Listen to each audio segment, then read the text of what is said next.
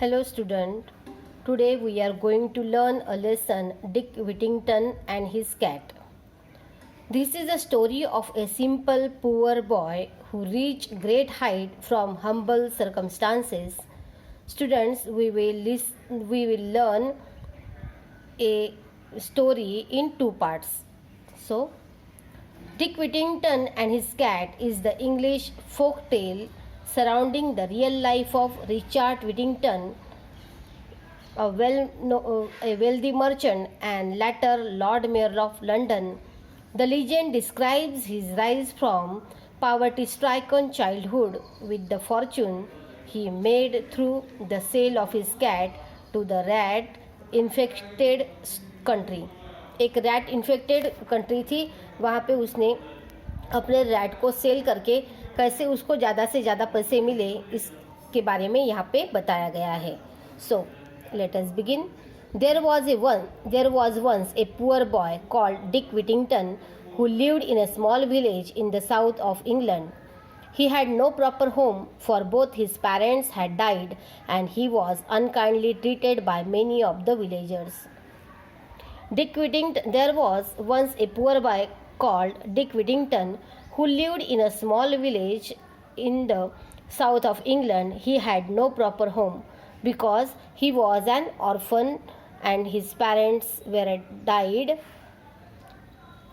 So, there was once an orphan boy called Dick Whittington who lived in the south of England in a village. He unkindly treated by many villagers. One day, Dick overheard someone say that the streets of London were paved with gold, and he decided that he would go there at once and pick his fortune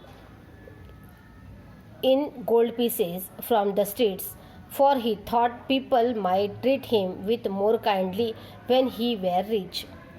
So, hearing that the streets of London were paved with gold, he decided to go there, hoping that people would treat him kindly if he became rich. So, young Dick set out to walk to London. He had not gone far when a man in a cart stopped and asked him if he was running away from home. "I have no home," Dick answered. "I am on my way to London to find my fortune."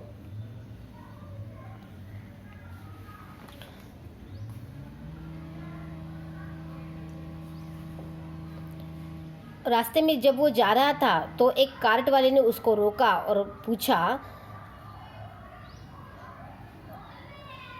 if he was running away from home. Dick answered, "I am on my way to London. I have no home. I am on my way to London to find my fortune. मेरा fortune ढूंढने के लिए मैं London जा रहा हूँ. I am going to London myself," said the carter. "Jump up here beside me and we will journey together." So, the man and the Dick arrived in London before nightfall. They arrived in London just before nightfall, and the carter left Dick and made his way to an inn. Poor Dick stood alone and looked around him in dismay. Dismay means here great disappointment.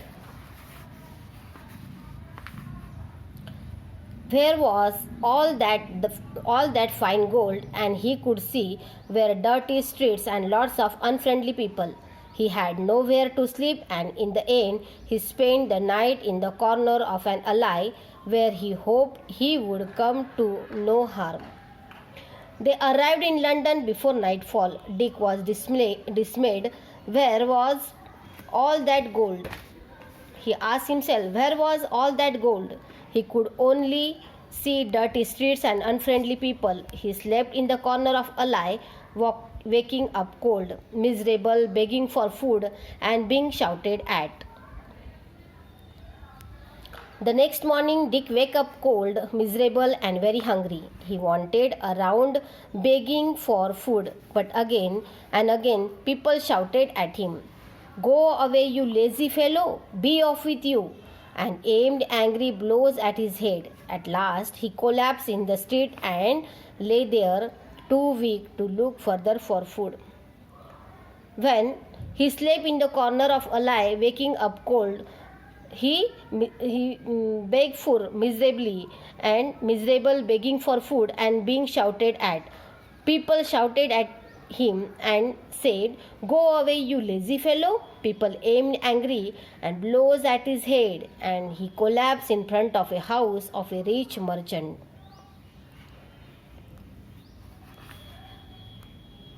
By chance, Dick had fallen in front of house belonging to a rich merchant called Mr. Fitzwarren. The cook was trying to drive Dick away. When Mr. Fitzwarren returned home from inspecting his ships, he stopped and said to Dick, "Why don't you work if you need food?" Dick answered, "I would work," said Dick, "but I know nobody who will give me anything to do." Dick answered, front of Mr. Fitzwarren's house. Mr. Fitzwarren questioned him, "Why don't you work if you need food?"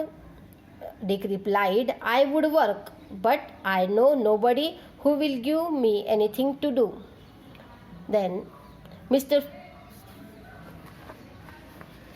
Dick ने बोला कि मैं काम करना चाहता हूँ लेकिन मैं किसी को यहाँ पे पहचानता नहीं. Take him into the kitchen, Mr. Fitzwarren ordered the cook. Feed him first and then find some work for him. Mr. Fitzwarren ordered his cook to feed him, take him into the kitchen, feed him first and then find some work for him. So Dick was given a home and a living. He had a small corner of the attic to sleep in, and his job was to help the cook with all the pots and pans in the kitchen. Dick's life should have been much better than before, but he still had two difficulties to face. So Dick was given a home in a corner of the attic and job helping the cook with all the pots and pans in the kitchen. Dick को cook को मदद करने का job मिला, but he still had two difficulties to face. The first was that the attic he spent in was overrun by rats and mice. At night, they scampered all over him and kept him awake. After a time, he solved his problem by saving a few pennies he was paid and buying himself a cat. In no time at all, the cat chased away all the rats and mice, and Dick was able to sleep peacefully. Then, when he came to Mr. Fitzwarren's house, he had two difficulties to face. The first was that his attic was overrun by rats and mice whose scampering kept him awake at night.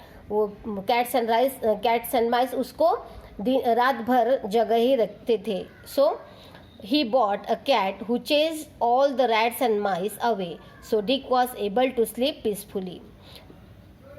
The other difficulty, which was not so easy to overcome, was the cook's bad temper. जो cook थी वो bad temper की थी और वो problem वो आसानी से ओवरकम नहीं कर सकता था.